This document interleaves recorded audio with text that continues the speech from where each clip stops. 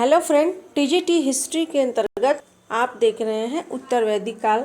उत्तर वैदिक काल का सामाजिक जीवन स्टार्ट करते हैं। आज का वीडियो सामाजिक जीवन उत्तर वैदिक काल का। उत्तर वैदिक काल में धीरे धीरे छोटे छोटे ग्राम बड़े ग्रामों में, बड़े ग्राम नगरों में, छोटे छोटे ग्राम जो थे बड़े ग्रामों में और बड़े ग्राम नगरों में विकसित होने लगे थे, जिनका उल्लेख जैमिनीय उपनिषद एवं तैत्तिरीय ब्राह्मण में महाग्रामों एवं नागरीन के रूप में मिलता है। इस समय गृह निर्माण कच्ची एवं पक्की ईंटों, मिट्टी, बांस एवं लकड़ी से किया जाता था। घर में अग्निशाला, पशुशाला और अतिथिशाला की भी व्यवस्था होती थी। ये देख रहे हैं उत्तर वैदिक काल टीजीटी हिस्ट्री के अंतर्गत। संयुक्त एवं पितृसत्तात्मक परिवार की प्रथा उत्तर वैदिक काल में भी विद्यमान रही, जिसमें पिता के बराबर अधिकार होते थे। कुल का उल्लेख सर्वप्रथम उत्तर वैदिक काल में ही मिलता है। वर्ण व्यवस्था। उत्तर वैदिक काल की वर्ण व्यवस्था क्या थी? उत्तर वैदिक काल तक समाज स्पष्ट रूप से 4 वर्णों में विभाजित हो चुका था। ये 4 वर्ण कौन कौन से थे? ब्राह्मण, क्षत्रिय, वैश्य और शूद्र। चारों वर्णों के लिए 4 शब्द आए हैं। ब्राह्मण के लिए एहि, क्षत्रिय के लिए आगच्छ, वैश्य के लिए आद्रव और शूद्र के लिए आधाव। किसके लिए? ब्राह्मण के लिए एहि, क्षत्रिय के लिए आगच्छ, वैश्य के लिए आद्रव और शूद्र के लिए आधाव। शतपथ ब्राह्मण में चारों वर्णों की अंत्येष्टि के लिए 4 प्रकार के चिता स्तूपों का उल्लेख मिलता है। किसमें? शतपथ ब्राह्मण में कि चारों वर्णों की 4 प्रकार की चिता होगी। इस काल में वर्ण व्यवस्था का आधार जो था कर्म पर आधारित नहीं रहकर जाति पर आधारित हो गया था। उत्तर वैदिक काल में वर्ण व्यवस्था किस पर आधारित थी? जाति पर आधारित हो गई थी। किंतु इस काल में जाति प्रथा उतनी कठोर नहीं थी जितनी कि शूद्रों के काल में। अस्पृश्यता की भावना का उदय नहीं हुआ था। उपनिषदों में उल्लेखनीय सत्यकाम, जाबली और जानश्रुति की कथाओं से स्पष्ट है कि शूद्र दर्शन के अध्ययन से वंचित नहीं थे। शूद्रों को दर्शन शास्त्र का अध्ययन करने की आज्ञा थी। शतपथ ब्राह्मण सोम यज्ञ में शूद्रों को स्थान देता है। बृहदारण्यक तथा छांदोग्य उपनिषदों में कहा गया है कि ब्रह्मलोक में सभी समान हैं, अतः चंडाल भी यज्ञ का अवशेष पाने का अधिकारी है। उत्तर वैदिक काल में यज्ञोपवीत संस्कार का अधिकार शूद्रों को नहीं था। उत्तर वैदिक काल में यज्ञोपवीत संस्कार जो थे शूद्रों को नहीं था। तैत्तिरीय ब्राह्मण के उल्लेख के आधार पर ब्राह्मण सूत का, क्षत्रिय सन का और वैश्य ऊन का यज्ञोपवीत धारण करता था। तैत्तिरीय ब्राह्मण के अनुसार, किसके अनुसार? तैत्तिरीय ब्राह्मण के अनुसार जो ब्राह्मण है वो सूत का यज्ञोपवीत, क्षत्रिय सन का और वैश्य ऊन का यज्ञोपवीत धारण करता था। ब्राह्मणों का उपनयन संस्कार वसंत ऋतु में। ब्राह्मणों का उपनयन संस्कार कब होता था? वसंत ऋतु में। क्षत्रियों का ग्रीष्म ऋतु में और वैश्यों का शीत ऋतु में होने का उल्लेख मिलता है, विवरण मिलता है। ऐत्रेय ब्राह्मण में सर्वप्रथम चारों वर्णों के कर्मों के विषय में विवरण मिलता है। किसमें? ऐत्रेय ब्राह्मण में। ऐत्रेय ब्राह्मण में क्या होता है? सर्वप्रथम चारों वर्णों के कर्मों का क्या मिलता है? हमको विवरण मिलता है। आगे देखिए, ब्राह्मणों को अदायी दान देने वाला, अदायी दान लेने वाला, सोमपाई एवं स्वेच्छा से भ्रमणशील कहा गया। ब्राह्मणों को क्या क्या? अदायी दान लेने वाला, सोमपाई एवं स्वेच्छा से भ्रमणशील कहा गया। ब्राह्मण सोम को अपना राजा मानते थे। क्षत्रिय अथवा राजा भूमि का मालिक, प्रजा का सेवक एवं देश का रक्षक होता था। क्षत्रिय कौन था? क्षत्रिय राजा भूमि का मालिक होता था, प्रजा का सेवक होता था और देश का रक्षक होता था। प्रायः ब्राह्मणों और क्षत्रियों के बीच श्रेष्ठता होती हेतु प्रतियोगिता होती रहती थी। किसके बीच? ब्राह्मणों और क्षत्रियों के बीच। शतपथ ब्राह्मण में एक स्थान पर क्षत्रियों को ब्राह्मण से श्रेष्ठ बताया गया है। क्षत्रियों को ब्राह्मण से श्रेष्ठ किसने बताया गया है? शतपथ ब्राह्मण। कुछ क्षत्रिय राजाओं ने ज्ञान अर्जन कर ब्राह्मणों के समकक्ष स्थान प्राप्त कर लिया था। कुछ ऐसे भी क्षत्रिय राजा थे जिन्होंने ज्ञान अर्जन कर ब्राह्मणों से भी के समकक्ष स्थान प्राप्त कर लिया था, जिनमें से कुछ मुख्य हैं। जनक, कौन है? जनक, जाबाली, अश्वपति, प्रवाहण। इन्होंने क्या किया था? ज्ञान अर्जन कर ब्राह्मणों के समकक्ष स्थान प्राप्त कर लिया था। उपनिषद काल में श्वेत केतु आरूढ़ी ने प्रवाहण जयवाली से शिक्षा पाई थी। वैश्य को अन्यस्य बलीकृत अर्थात दूसरों को कर देने वाला, कृषि व्यापार एवं उद्योग धंधे में लगे रहने वाला कहा गया है। शूद्र को अन्यस्य प्रेष्य अर्थात तीनों वर्णों का सेवक कहा गया है। शतपथ ब्राह्मण में शूद्रों को सोम यज्ञ में भाग लेने की बात कही गई है। आगे देखिए, उत्तर वैदिक काल में शूद्रों के अन्य वर्ग थे चांडाल, निषाद, पौलकस, मागध, उग्र, वैदेह, आयोगव आदि। इन्हें अन्यस्य प्रेष्य तीनों वर्णों का सेवक कहा गया है।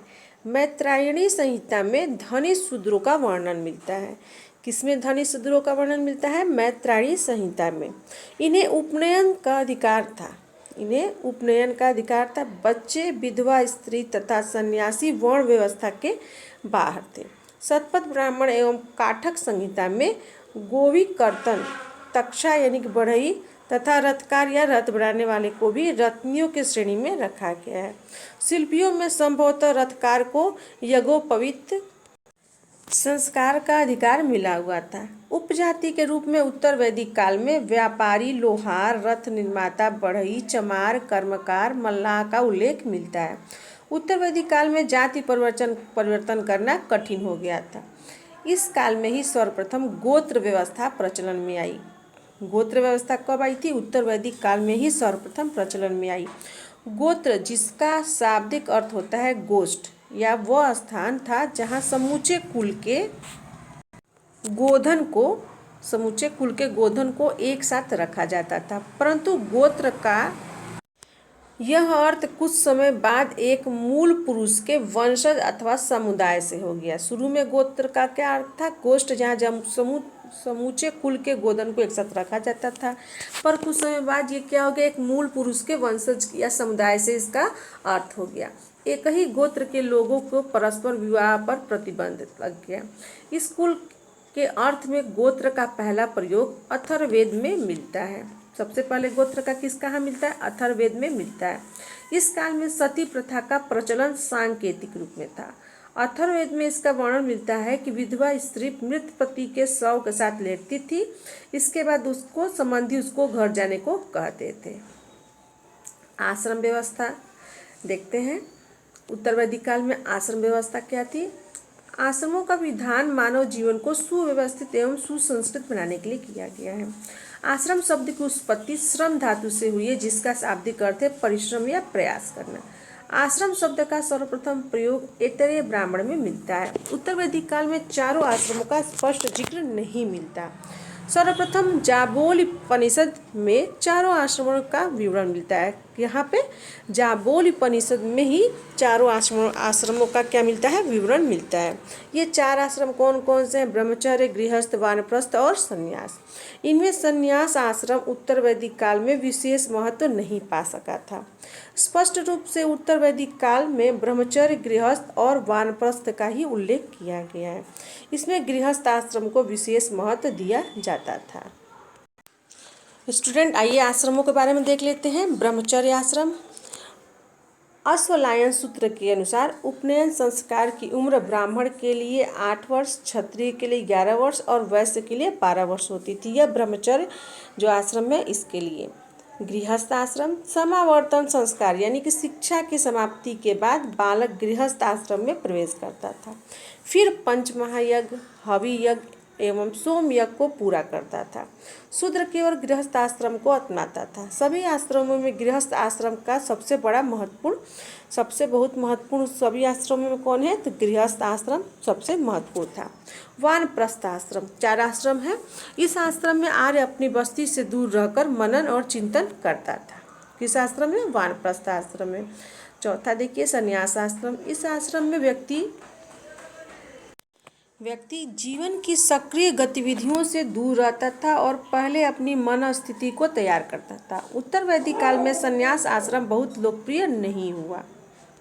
पुरुषार्थ देखते हैं। पुरुषार्थ क्या है? पुरुषार्थ की नियोजना भारतीय विचारकों ने मनुष्य के आध्यात्मिक, भौतिक तथा नैतिक उन्नति के लिए की थी। पुरुषार्थ कितने हैं? धर्म, अर्थ, अर्थ, काम, मोक्ष मनुष्य के 4 पुरुषार्थ थे। चारों पुरुषार्थों में सबसे महत्वपूर्ण पुरुषार्थ धर्म था। विवाह प्रथा क्या थी? उत्तरवैदिक काल में अंतर्वर्णीय विवाह, बहुविवाह, विधवा विवाह, नियोग प्रथा, दहेज प्रथा का प्रचलन था। बाल विवाह, पर्दा प्रथा, सती प्रथा का उल्लेख उत्तर वैदिक काल में नहीं मिलता। उत्तर वैदिक काल में कौन कौन सा नहीं मिलता है? बाल विवाह, पर्दा प्रथा और सती प्रथा का उल्लेख उत्तर वैदिक काल में नहीं मिलता है। स्त्रियों की दशा उत्तर वैदिक काल में ऋग वैदिक काल की तुलना में अच्छी नहीं थी। ऋग वैदिक काल में स्त्रियों की स्थिति जो है सबसे अच्छी थी, लेकिन उत्तर वैदिक काल में थोड़ी स्थिति इनकी अच्छी नहीं थी। अथर्ववेद जो है कन्याओं के जन्म की निंदा करता है। मैत्रायणी संहिता में स्त्री को छूत और मदिरा की श्रेणी में रखा गया। ऐतरेय ब्राह्मण में पुत्री को सभी दुखों का स्रोत और पुत्र को परिवार का रक्षक बताया गया। उपनिषदों में याज्ञवल्क्य गार्गी संवाद जहाँ नारियों की उच्च शिक्षा का द्योतक है, वहीं उनकी हीन स्थिति को भी सूचित करते हैं। एक वाद विवाद के दौरान याज्ञवल्क्य ने गार्गी से कहा, अधिक बहस न करो, अन्यथा तुम्हारा सिर तोड़ दिया जाएगा। बृहदारण्यकोपनिषद में ये वर्णन है। पुत्री जन्म पर खेद एवं पुत्र जन्म पर हर्ष व्यक्त किया जाता था। इस काल में स्त्रियों के लिए उपनयन संस्कार प्रतिबंधित हो गया था। ऐतरेय ब्राह्मण में पुत्री को कृपण कहा गया। तैत्तिरीय ब्राह्मण में कहा गया कि पत्नी के बिना पति यज्ञ कार्य को संपन्न नहीं कर सकता। शतपथ ब्राह्मण में अनेक विदुषी कन्याओं का उल्लेख मिलता है। ये कौन कौन सी है? गायत्री, मैत्रेयी, सुलभा, वडवा, प्रतिशैत्री, कात्यायनी आदि। उत्तर वैदिक काल में स्त्रियों का पैतृक संपत्ति से अधिकार छीन लिया गया। आगे देखिए, उत्तर वैदिक काल में काल में स्त्रियां जो सभा का में प्रवेश नहीं लेती थी, सभी उनकी स्त्रियों का सभा में प्रवेश वर्जित था। तो स्टूडेंट, इसी के साथ ये हमारा पॉइंट है, उत्तर वैदिक काल में सामाजिक जीवन समाप्त होता है। मिलते हैं नए पॉइंट के साथ, नए टॉपिक के साथ उत्तर वैदिक काल के। तब तक के लिए आप मेरे वीडियो को देखते रहिए, मेरे चैनल पर बने रहिए। आप मेरे चैनल पर नए हैं तो प्लीज़ मेरे चैनल को लाइक, शेयर, सब्सक्राइब जरूर करिएगा। और हाँ, एक प्यारा सा कमेंट जरूर करिएगा, ताकि मैं हो चुकूँ मोटिवेट आपके कमेंट से। मिलते हैं नए वीडियो में उत्तर वैदिक काल के नए टॉपिक के साथ। तब तक के लिए बहुत बहुत धन्यवाद।